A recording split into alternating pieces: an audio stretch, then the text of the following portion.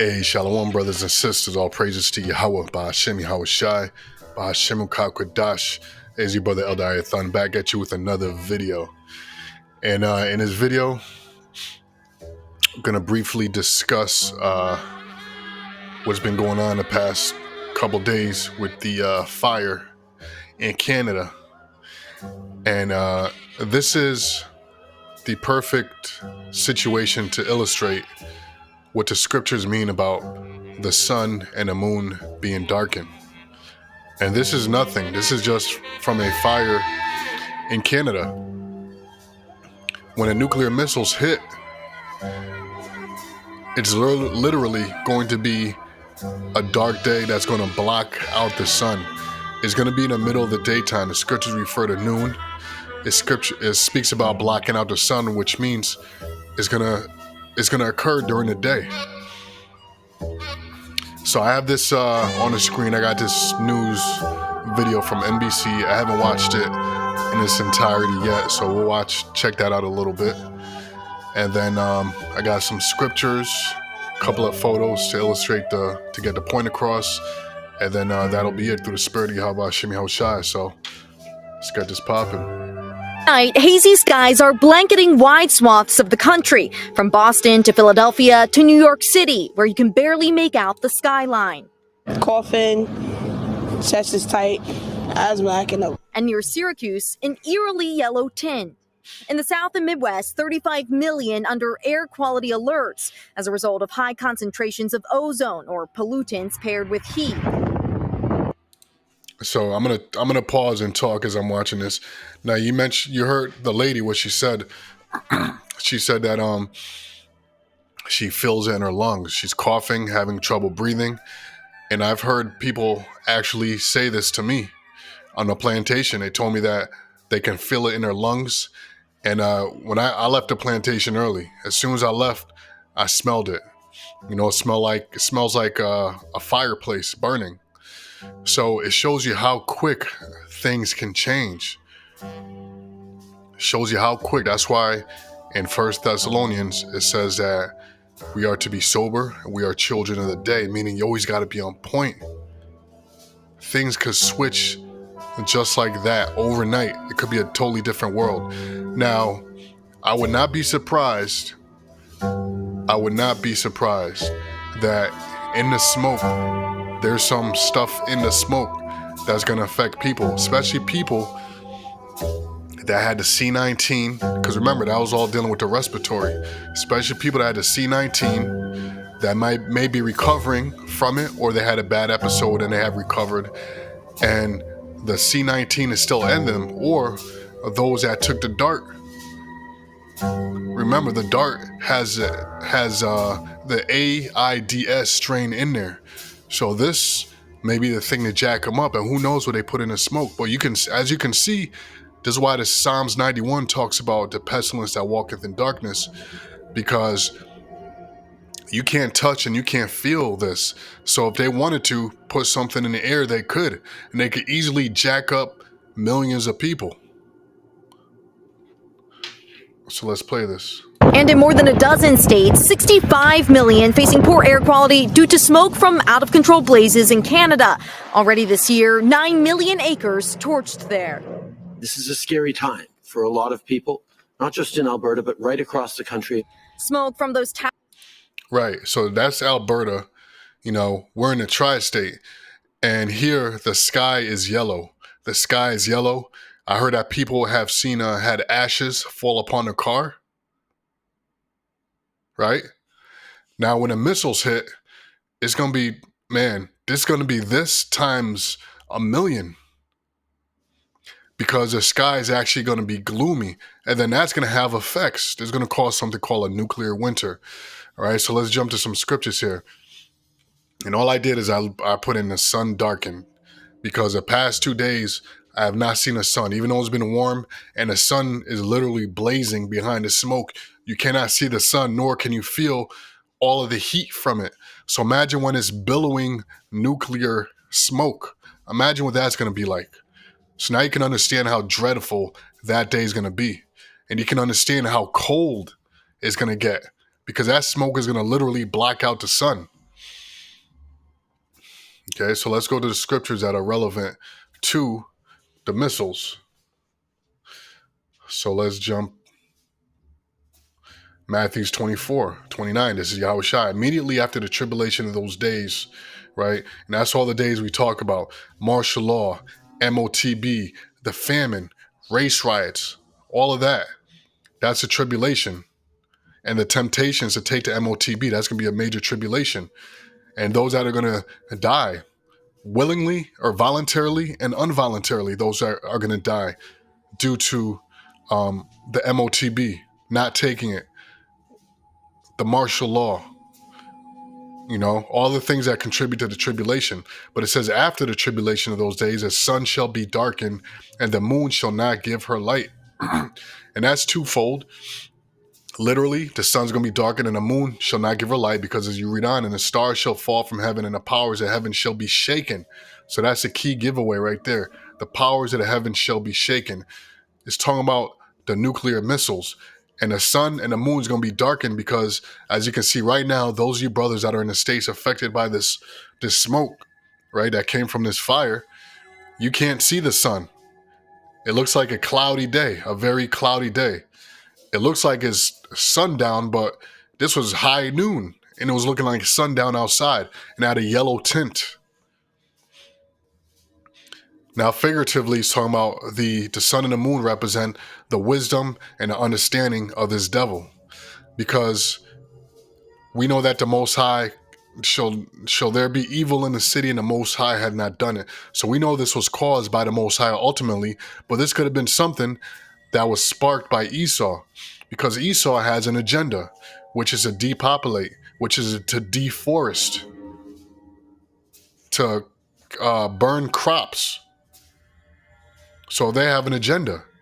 And like I said, who knows? Because you cannot underestimate this devil. The scriptures say, never trust thine enemy. And as a leper cannot change his spots, those who cannot do good who are accustomed to doing evil. The elites got this far in their agenda by doing nothing but pure evil. Why would they switch up now? And this is the perfect chaser to the C-19, because this is going in everybody's lungs. Now, what I would suggest, if brothers want to take precautions, you go out there and you get you some activated charcoal. Get you some activated charcoal, and whatever pollutants you possibly may be breathing in, the charcoal will suck it up, and then you'll get rid of it. Now, fire is also a cleansing agent. So the missiles are going to do two things. They're going to just wipe this place off the planet Earth. I'm talking about America, and I'm not talking about the earth being destroyed, because the scriptures say the earth abideth forever, but its kingdom is going to be demolished. Everything here shall burn with fervent heat. The elements shall melt with fervent heat, as it says in 2 Peter's, right? So what the ashes and the smoke is going to do is it's going to clean the air. It's going to clean all the pollutants out of the air. It acts as a charcoal filter. So this fire could be cleansing the air. So it's not necessarily bad to breathe it in. It's bad if they put stuff in it.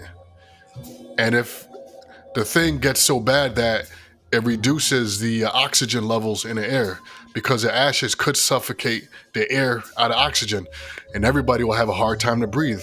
Again, including those who have been suffering from respiratory issues following the C-19. Anyway, let's read on. Verse Mark 13:24. But in those days after that tribulation, the sun shall be darkened and the moon shall not give her light. Now, during the time of Yahushua, when he gave up the spirit on the cross, he was crucified, the sun was darkened at that time as well. Ain't that a coincidence? When Yahushua comes back, the sun will be darkened. The angels told the apostles, the disciples, the same way you see Yahushua leaves, the same way he's coming back. So a lot of the things that transpired when Yahushua was crucified are going to happen again. Like, for instance, the dead. During the time of Yahushua, the dead, when he was crucified and he went back in the spirit world, the dead were raised from the earth and they lived normal lives.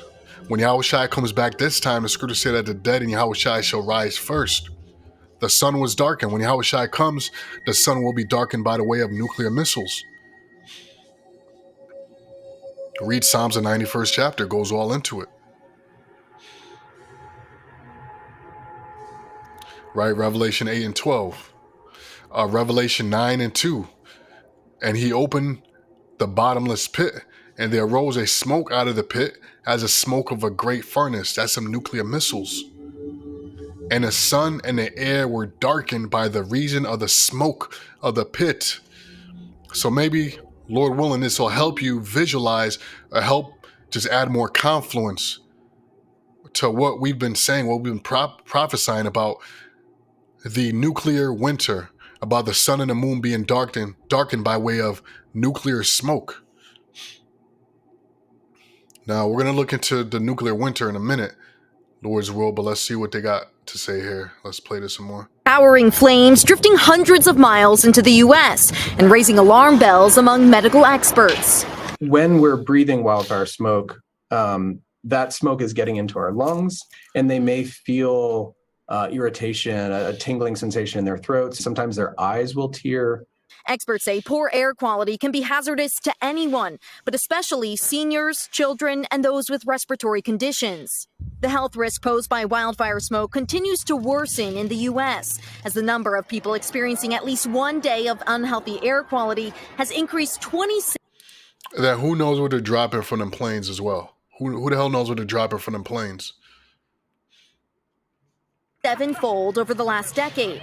To stay safe, Limit the time you spend outdoors, and limit the amount of physical activity, the strenuous physical activity that you're doing. as the threat continues. Okay, so that's it on that. So let's check out the nuclear winter. We read all the scriptures about the sky being darkened. So what does that allude to? That alludes to something called a nuclear winter. A nuclear winter is a severe and prolonged global climactic cooling effect that is hypothesized to occur after widespread firestorms following a large-scale nuclear war.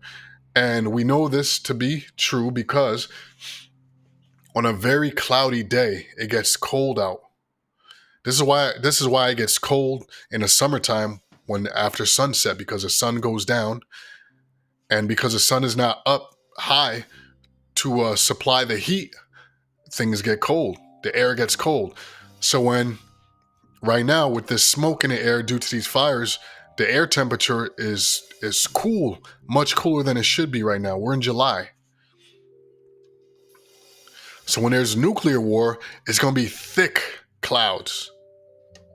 Let me see if I can find that. Let me see if the Spirit have us be able to find that. I'll just put nuclear. Slakia. Move my mouse out the way. Nuclear clouds. Now look at that. And this is a great depiction because as you can see, everything under is dark. The sky is dark. I believe this is Photoshop, actually. So let's find another one. Here's another great one. This is more, a bit more realistic. And this is an actual shot. Actually, this is an actual shot. But as you can see, this is called the mushroom cloud. Isaiah spoke about it. You know, about the scroll being rolled up.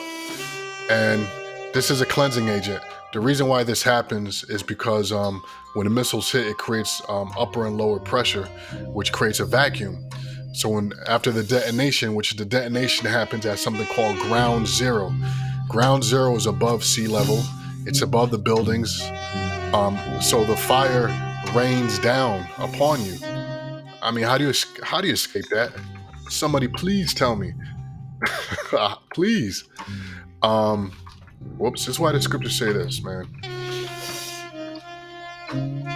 In Job 20, in 22, in the fullness of his sufficiency, he shall be in straits. Meaning when he establishes that NWO, you know, he's got the MOTB on deck. You got mad people that took it, right? And he's like, I'm good. We accomplished our enterprise. It says, in the fullness of his sufficiency, meaning he accomplished his plans. Everything he wanted to do, he's there at the finish line. The Most High said he shall be in straits. The Most High is going to throw a monkey wrench in his whole plans and put him in a position of difficulty, a quagmire, if you will, that he cannot get out of. Every hand of the wicked shall come upon them. Now this links up with what? This links up with Obadiah, right? Because in Obadiah it says what? It says that those that ate thy bread shall lay a wound under thee. So what the Lord is talking about here, every hand of the wicked shall come upon him, is that his allies, the members of NATO, the members of the beast, they're going to turn against Babylon, against the elites, and they're going to fire the missiles. And it's the Most High that's going to put it in their minds to do it. It's the Most High that's going to put it in their minds to do it. Verse 23, when he is about to fill his belly, the Most High, Yahweh, Ba'ashem Yahushai, shall cast the fury of his wrath upon him and shall rain it upon him while he is eating. So he's going to be eating his NWO. And the NWO, they've been going at it for a long time. Basically what he did is he resurrected that spirit of Nimrod to build the Tower of Babel.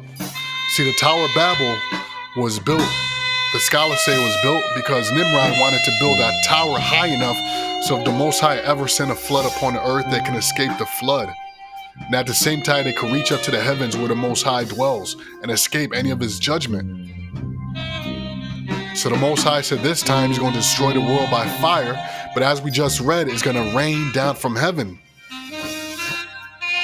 Right? Because when you read 2 Peter, it says that the Most High opened up the windows of the ozone layer. The water that caused a flood literally dropped out the ozone layer. So how the hell is Esau going to escape this fire? How's that going to happen? The Most High is going to send his fire down just like he sent the rain. It's going to be a flood of fire. A flood of fire. There's no escaping that. Now, pursuant to Psalms, the elites will escape it, but they're going to go right into chains. Let's read on. He shall flee from the iron weapon, which is, well, obviously the nuclear missiles, and the bow of steel shall strike him through. Excuse me, and the bow represents the silos that the missiles are in, right? You got to remember, this is using old school talk during the time of Job. He didn't know hypersonic missile. He didn't know nuclear missile. He didn't know nuclear fission. He didn't know anything about an atom being split or a nucleus being split. He was writing, he was in a spirit, and he wrote these things down, and he was in a spirit. Now today, 2023, because Job said that he's going to see Yahushua come back, he's here today. Now he understands what all of this meant that he wrote about years ago. He gets it now. He knows exactly what the iron weapon and the bow of steel means. Where were we at? Okay, so let's go back to this. Nuclear winter is a severe and prolonged global climatic cooling effect that is hypothesized to occur after widespread firestorms. And the firestorm is this. That's the firestorm. Oh, Salaki, back to what I was saying, but what this does is sucks up the air, right? It sucks up the air and it puts it through the fire, so the air gets cleansed, it gets purified. It's like putting the air through a charcoal filter, and all the pollutants, all the profane things that's on the earth and in the air is going to get sucked up into these mushroom clouds. And remember, this is going to hit all over the earth, so the whole earth is going to be cleansed, right? So go back to nuclear winter. Okay. So here's a photo, artist depiction of a nuclear winter. Because again, the sun is going to be blocked out. As you can see, this thick smoke, so it causes everything to freeze over. And you know what's funny about that? The spirit just hit me that during the time of the Exodus, because this is modern day Egypt. This is modern day Egypt. And this is going to be the new Exodus, right? Spoken about that in Hosea. No longer shall it be said, I might as well just get it because I'm butchering it up.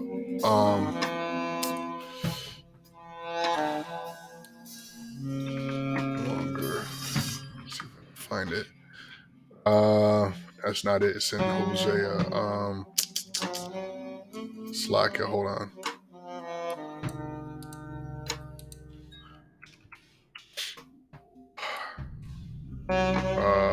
Man. Hold on. Let me find it. Let me put my thinking cap on. Hold on, brothers. I know the scripture is just the wording. I gotta hold on.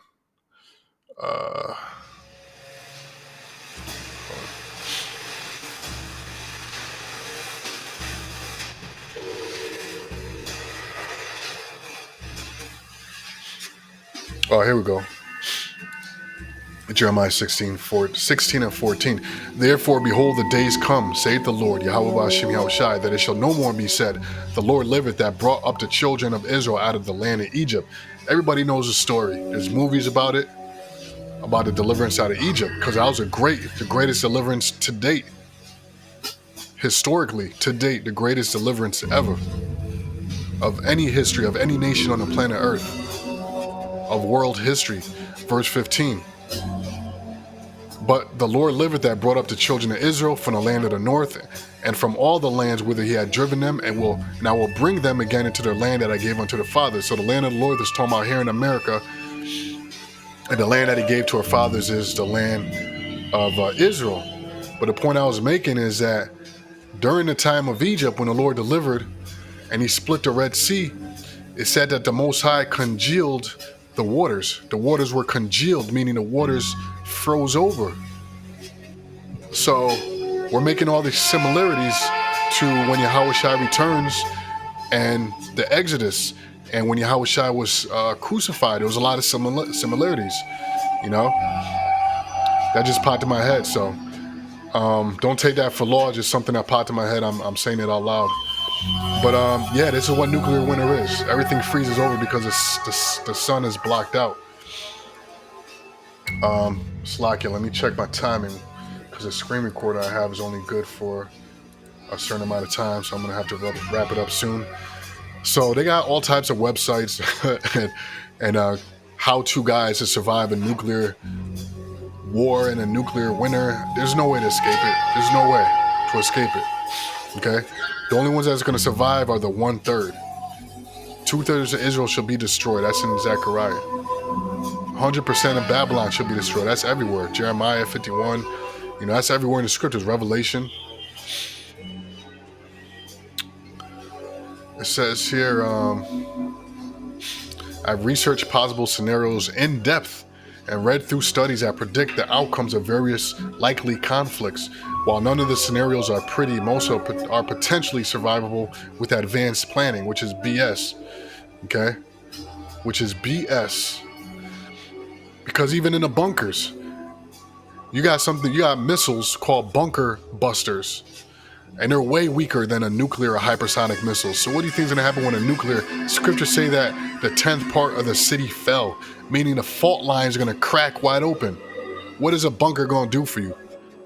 That's like being inside of it's like being the water inside of a coconut. You think you're safe, but then, you know, somebody takes a hammer and cracks a coconut.